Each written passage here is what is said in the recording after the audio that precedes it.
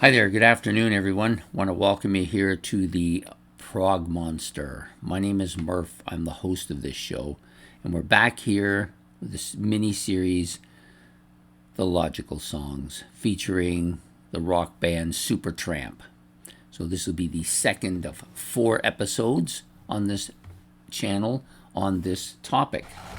So, now we're going to be doing the second episode is on the best album by Supertramp. Well, of course, this is very subjective material, as it always is. However, I don't think there's a lot of dispute among Supertramp fans that this is clearly the best album, Supertramp's Crime of the Century. There's a lot of reasons why this album is the best. It didn't sell the most. That was yesterday's topic, so if you want to see that, you can go back and watch it. But it definitely has had a huge impact on their musical career. So this album released back in 1974, I believe. Yep, 1974, produced by Ken Scott and Supertramp. The cover is great. I think the cover is great, and the back cover suits the cover. So if you want to open it up so you can see the whole thing, there you go. Absolutely killer cover. Really kind of makes it feel almost proggy. I think this is a pretty proggy album. It's not as proggy as full on prog, but it definitely has that proggy element to it. Of course, released in 1974, as I said. Very crystal clear sounding, excellent production on this album. One of the best albums for that time period, for being like so great sounding. What's the best song on the album? I asked myself that today. I was thinking it over.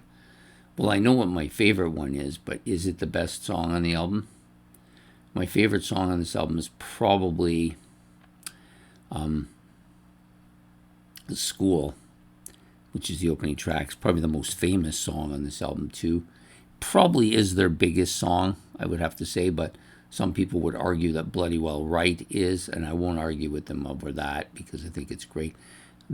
Probably the song that is, I don't know if it was the biggest single or not, but Dreamer was probably that. But for me, I think it's got it when it comes down to which song do you think is overall the best. I would have to say School is that song. It's got it opens really well.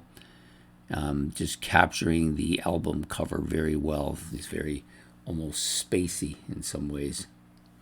The longest track on this album is Rudy, but it does have 2 or 3 songs on here that are over 6 minutes. So you could make an argument for Hide in Your Shell or Asylum, but Rudy, technically speaking, is the longest track on here at 7 minutes and 21 seconds.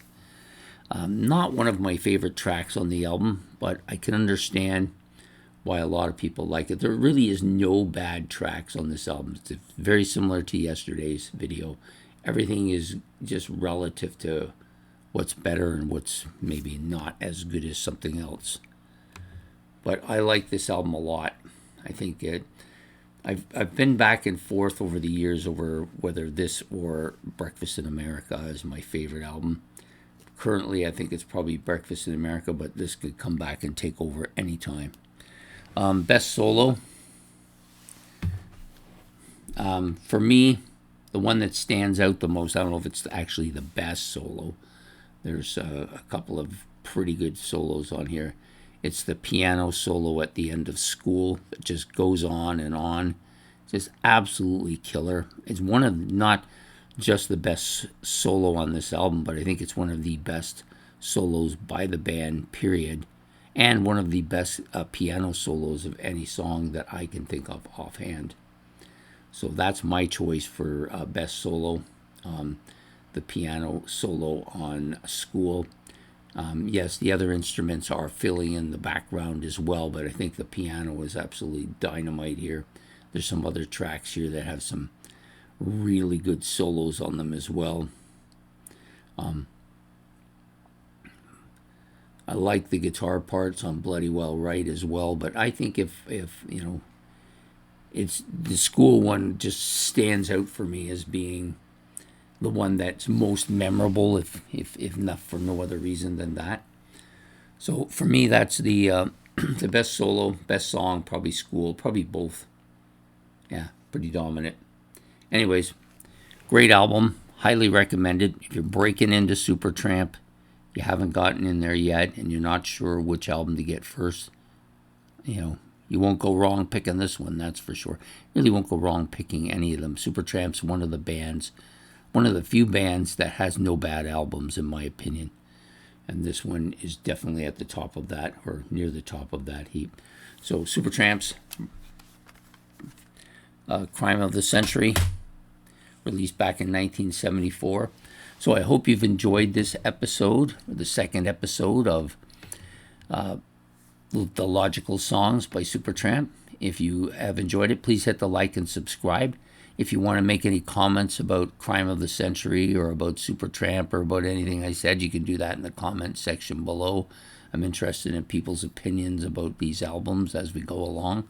So, feel free to say whatever you want about them. And we will be back tomorrow for episode 3. And I hope to see you all then. So have yourself a good afternoon, a good evening, and goodbye here from the Prog Monster.